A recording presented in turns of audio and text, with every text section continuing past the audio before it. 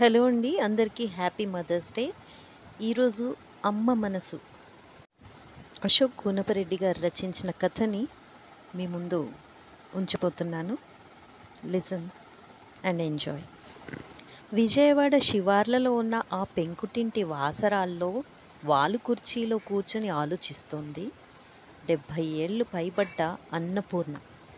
ఎండాకాలమైనా సాయం సమయం కావటంతో ఇంటి ముందున్న బాదం చెట్టు గాలికి ఊగుతూ ఉంటే వస్తున్న చల్లటి గాలికి ఆమె మనసు కొంచెం తేలిక పడింది.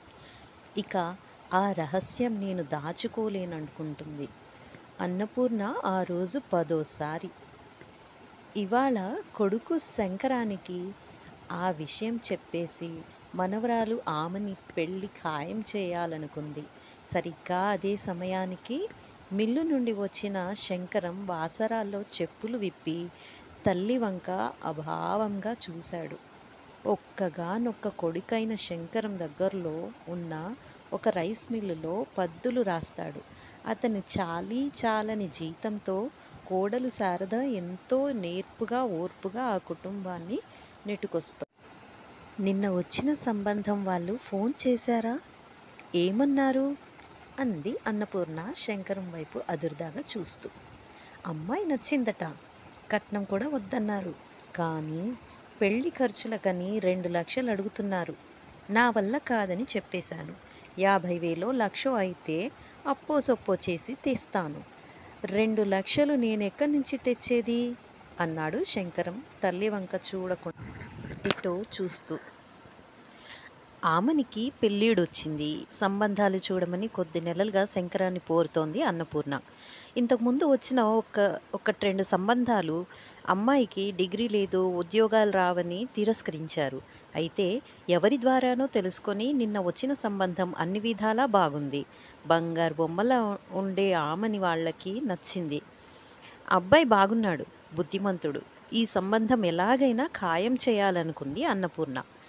భర్త శేషయ్య బతికినన్ని నాళ్ళు తాగుడికి బానిసై ఉన్న కొద్దిపాటి ఆస్తిని ఆమె ఒంటి మీదున్న నగలతో సహా ఆ వ్యసనానికి తగలేశాడు. మరేం పర్లేదు, రేపు వాళ్ళకి ఫోన్ చేసి సంబంధం ఖాయం చేసుకుందామని చెప్పు.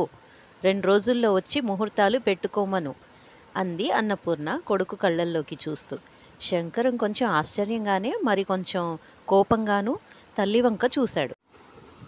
అంతలోనే తోక తొక్కిన తాచులా ఆమె మీదకు లేచాడు. నీకేమన్నా పిచ్చి పట్టిందా? నువ్వు సంపాదించిన లక్షలేమైనా మిగిల్చావా వాళ్ళకివ్వటానికి? నీ దగ్గర ఏముంది? మెడలో ఒక నూలు తాడు తప్ప. అసలు నా మీద నీకేం ప్రేముంది? నాకేం మిగిల్చావు? అన్నాడు అసహనంగా. నిజానికి శంకరానికి తల్లంటే అమితమైన ప్రేమ, గౌరవం ఉన్నాయి. కానీ పేదరికం, భవిష్యత్తు మీద భయం మనిషిలోని విచక్షణను చంపేస్తాయి. ఉన్న కొద్దిపాటి ఆస్తిని ఒంటి మీదున్న బంగారంతో సహా అడ్డు చెప్పకుండా తాగుబోతు తండ్రి చేతిలో పెట్టి తనకేమీ మిగిల్చలేదన్న అసంతృప్తి శంకరానికి తెలియకుండానే అతనిలో జీర్ణించుకుపోయింది.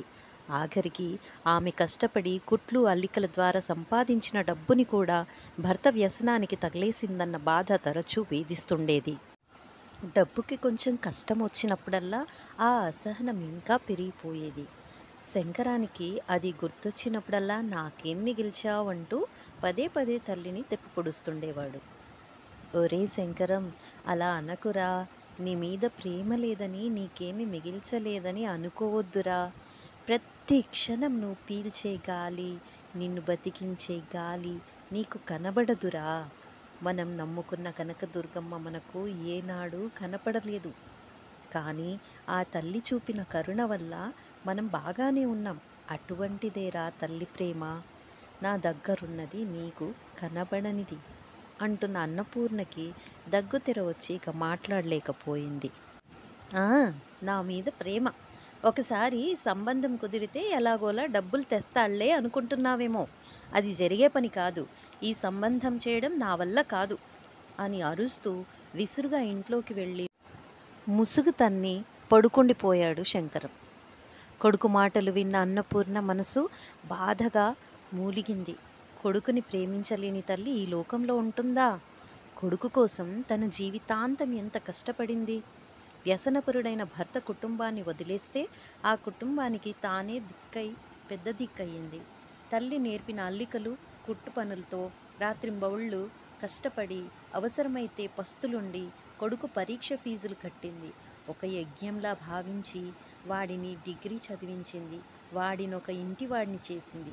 నిజమే, భర్త వ్యసనానికి బానిసై డబ్బు అడిగినప్పుడల్లా కాదనలేకపోయింది. అది ప్రేమ, భయమా, నిరాసక్తత, లేక చేతగానితనమా? ఏమో, తనకే తెలీదు. అయినా కొడుకు అలా అంటాడే గాని తనంటే వాడికి ఎంతో ప్రేమ. తనకి ఒంట్లో చిన్న నలత చేస్తే విలవిల్లాడిపోతాడే, తను తినకపోతే వాడు మెతుకు ముట్టడే అనుకున్న అన్నపూర్ణకి అప్రయత్నంగా కళ్ళల్లో నీళ్లు తిరిగాయి. ఆ కన్నీటి పొరల్లో పేదరికంలో కుంగిపోయిన కొడుకు కోడలు, నైరాస్యం నిండిపోయిన మనవరాలు లీలగా స్ఫురించి ఆమె గుండెలు ఎవరో పిండుతున్నట్టు అనిపించింది. తెల్లారి శంకరం మిల్లుకెళ్ళేటప్పుడు ఆ విషయం చెప్పేస్తాను అనుకుంది అన్నపూర్ణ.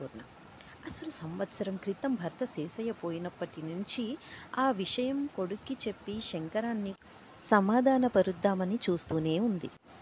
కానీ ఆమని పెళ్లి సమయానికి చెబితే బాగుంటుందని అలా వదిలేసింది. ఇప్పుడు ఆ సమయం వచ్చింది. పొద్దున్నే ఆ విషయం వాడికి చెప్పేసి నా బరువు దించేసుకుంటాను అనుకుంది అన్నపూర్ణ మళ్ళీ. మర్నాడు పొద్దున శంకరం ఇల్లుకెళ్తూ వాసరాలో చెప్పులు తొడుక్కొని తల్లి వైపు చూస్తూ వెళ్ళొస్తానమ్మా అన్నాడు ఎప్పట్లానే. వెళ్ళేటప్పుడు దుర్గమ్మకి నమస్కరించి వెళ్ళు బాబు, నువ్వు అనుకున్నది జరుగుతుంది. అలాగే వాళ్ళకి ఫోన్ చేసి సంబంధం ఖాయం చేసుకుంటామని చెప్పు. ఇక కట్నం సంగతి అంటావా, ఆ విషయం నాకు వద్దిలే అంటుండగానే దగ్గుతెర వచ్చి ఆమె మాటలు మింగేసింది. కొంచెం సర్దుకొని అన్నపూర్ణమ్మ మళ్ళీ ఏదో చెప్పబోయేంతలోనే శంకరం అందుకున్నాడు. పుట్టి బుద్ధెరిగిన దగ్గర నుంచి ఆ తల్లికి దండం పెట్టుకుంటూనే ఉన్నాను. ఆ తల్లి మాత్రం నాకేమిచ్చింది? సరే అలాగే పెట్టుకుంటాలే, కానీ ఆ సంబంధం మాత్రం ఖాయం చేయడం కుదరదు అంటూ చిరాగ్గా మొహం పెట్టుకొని పెద్ద పెద్ద అంగలేసుకుంటూ వీధిలోకి వెళ్ళిపోయాడు. అది కాదురా శంకరం, ఇలా రా, నీకో మాట చెప్పాలి అని నీరసంగా ఆయాసపడుతూ అంటున్న అన్నపూర్ణమ్మ మాటలు గాలిలో కలిసిపోయాయి. బతుకు భారంతో వంగిపోయిన చెట్టులా దూరంగా వెళ్తున్న శంకరాన్ని చూసి అన్నపూర్ణమ్మ గుండె తరుక్కుపోయింది. ఆమె కళ్ళల్లో నీళ్లు దారులు కట్టాయి. అంతలోనే సర్దుకొని, అయినా ఇంకెంతసేపు, సాయంత్రం వాడు రాగానే ఆ విషయం కాస్త చెప్పేస్తే వాడి కష్టాలు తీరిపోతాయి. డబ్బుకి కష్టం వచ్చినప్పుడు అలా మాట్లాడతాడు కానీ వాడి మనసు వెన్న, పిచ్చి నగన్న అనుకుంది. అంతలోనే గుండెల్లో కొంచెం మంటగా అనిపిస్తే గుండె మీద చేత్తో రాసుకుంటూ అలసిపోయిన శరీరానికి మనసుకి కొంచెం విశ్రాంతి కోసం వాలు కుర్చీలో బాగా వెనక్కి వాలి కళ్ళు మూసుకుంది అన్నపూర్ణమ్మ. సాయంకాలం మిల్లు నుండి ఇంటికి వస్తూ దూరం నుండి ఇంటి ముందు గుంపులా ఉన్న జనాన్ని చూసిన శంకరం మనస్సు ఏదో కీడు శంకించింది. ఆతృతగా ఇంటి వాకిట్లోకి వచ్చాడు. వాసరాల్లో వేసిన నులకం మంచం మీద అన్నపూర్ణమ్మ నిర్జీవంగా పడి ఉంది. పక్కన కూర్చుని భార్య శారద, కూతురు ఆమని భోరుమని విలపిస్తున్నారు. రోజూ తన కోసం గుమ్మంలో వాలు కుర్చీలో కూర్చుని ఎదురు చూస్తూ తను రాగానే ఆప్యాయంగా పలకరించే అమ్మ అలా నిర్జీవంగా ఉండటం చూసిన శంకరం గుండె ముక్కలయ్యింది. నన్నొంటరిని చేసి వెళ్ళిపోయావా అమ్మా? నీ మనవరాలి పెళ్లి గురించి అంత తాపత్రయపడ్డావు, దాని పెళ్ళి చూడకుండానే వెళ్ళిపోయావా అమ్మా అంటూ తల్లి శవం మీద పడి గుండెలు పగిలేలా ఏడవసాగాడు శంకరం. ఇంతలో అదే వీధిలో ఉండే శాస్త్రి గారు వచ్చి శంకరం భుజం మీద చెయ్యి వేశారు. ఈ ఎండలకి గాలులకి తట్టుకోలేకపోయింది బాబు పెద్ద ప్రాణం. గంట క్రితం గుండె ఆగి చనిపోయింది. బాధపడవద్దు, జరగవలసింది చూడు అన్నారు బాధ్యతలను గుర్తు చేస్తూ. స్నేహితులు శాస్త్రి గారి సహాయంతో ఆ రోజు తల్లి అంత్యక్రియలను ముగించి ఇల్లు చేరిన శంకరానికి వాసరాలో ఖాళీగా ఉన్న వాలుకుర్చీ చూసేసరికి తల్లి గుర్తు వచ్చింది. గుండె చెరువయ్యింది. అలా ఏడుస్తూనే తెల్లవారుజామున ఎప్పుడో మగత నిద్రలోకి జారాడు శంకరం. శంకరానికి మెలకువ వచ్చేసరికి రెండో రోజు కార్యక్రమం చేయటానికి వచ్చిన సిద్ధాంతి గారు వాసరాలో కూర్చుని ఉన్నారు. శంకరం స్నానం చేసి సిద్ధాంతి గారితో కలిసి కృష్ణానది తీరాన తల్లిని దహనం చేసిన ప్రదేశానికి చేరుకున్నాడు. ఎండల వేడికి తల్లికి పెట్టిన చితి పూర్తిగా ఒక్క కర్రపుల్ల కూడా మిగలకుండా కాలిపోయి బల్లపరుపుగా ఒక అంగుళం మందమైన చితాభస్మంగా మారిపోయింది. ముందుగా సిద్ధాంతి గారు శంకరాన్ని చితికి ఒక పక్క కూర్చోబెట్టి పూజ చేయించారు. ఆ తర్వాత ఆయన ఇంకో పక్క కూర్చొని ఒక చిన్న కర్రపుల్ల శంకరం చేతికిచ్చి తల్లిని చితి మీద ఏ విధంగా పడుకోబెట్టారో అలాగే ఆ చితాభస్మం మీద తల, కంఠం, కడుపు, చేతులు, కాళ్ళు భాగాలుగా వచ్చేలా బొమ్మ గీయమన్నారు.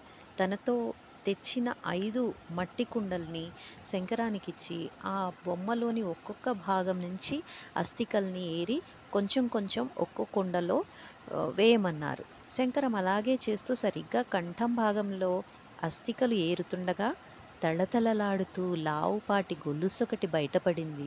సిద్ధాంతి గారు దాన్ని చూస్తూ, లక్షలు ఖరీదు చేసే బంగారు గొలుసు బాబు, నూలు అల్లిక తాడే కదా అని ఆమె నుంచి నిన్న దాన్ని వేరు చేయలేదు.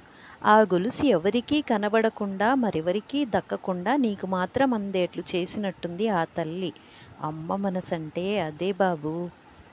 మంచులా తాను కరిగిపోతూ అన్నీ తానే పిల్లల అవసరాల్ని తీరుస్తుంది. అందుకే జన్మజన్మలకి ఆ రుణం తీర్చుకోలేనిది అంటున్నాడు వేదాంత ధోరణిలో. శంకరానికి సిద్ధాంతి గారి మాట లీలగా మాత్రమే వినిపిస్తున్నాయి. తల గిర్రున తిరుగుతోంది. సంవత్సరాల తరబడి కష్టపడి సంపాదించి తండ్రికి తెలియకుండా దాచిన డబ్బుతో చేయించిన గొలుసది. ఎప్పుడూ మత్తులో జోగుతుండే భర్త కంటబడకుండా ఆ బంగారు గొలుసుని ఎంతో చాకచక్యంగా కవచంలా దారంతో అల్లిక చేసింది అన్నపూర్ణమ్మ. సంవత్సరాల తరబడి ఆ బంగారు గొలుసుని అల్లిక తాడులా ధరించి తండ్రి దగ్గర నుంచి దాన్ని కాపాడి తనకు అందించటానికి ఆ తల్లి పడ్డ తపన, ఆవేదన అర్థమైన శంకరానికి భూమి తలక్రిందులైనట్లు అనిపించింది. అటువంటి దేవతన నా మీద నీకేమి ప్రేమ ఉందని ఈసడించాను. అటువంటి అమృతమూర్తినా నాకేం మిగిల్చావు అంటూ కర్కశంగా పదే పదే దెప్పి పొడిచాను. అంతటి ప్రేమని నీ గుండెల మీద గుంభనంగా దాచుకున్నందుకేనా అమ్మా ఆమెని పెళ్ళి ఖాయం చేయమని అంత ధైర్యంగా చెప్పావు అనుకుంటుంటే శంకరం కళ్ళల్లో నీళ్లు ధారలు కట్టాయి. భూమి రెండుగా చీలి తను పాతాళ లోకానికి వెళ్ళిపోతున్నట్లు అనిపించింది. చనిపోయి నీ మనవరాలి పెళ్ళి జరిపిస్తున్నావు కదమ్మా, నీ రుణం ఎన్ని జన్మలెత్తినా తీర్చుకోలేనమ్మా. నేను ఓడిపోయానమ్మా.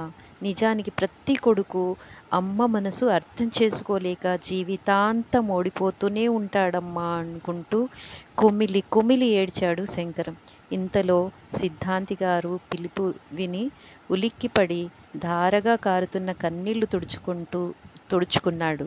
రేపే వాళ్ళకి ఫోన్ చేసి ఆ సంబంధం ఖాయం చేస్తానమ్మా అనుకుంటూ తల్లికి మనస్సులోనే నమస్కరించుకొని ఆ మందపాటి బంగారు గొలుసుని చేతిలో గట్టిగా అదిమి పట్టుకొని తల్లి అస్థికలతో కృష్ణా ప్రవాహం వైపు నడవసాగాడు శంకరం. ఇదండి అమ్మ మనసు. ఈ కథ కనుక నచ్చినట్లయితే లైక్ చేయండి, షేర్ చేయండి, సబ్స్క్రైబ్ చేయండి. Thank you.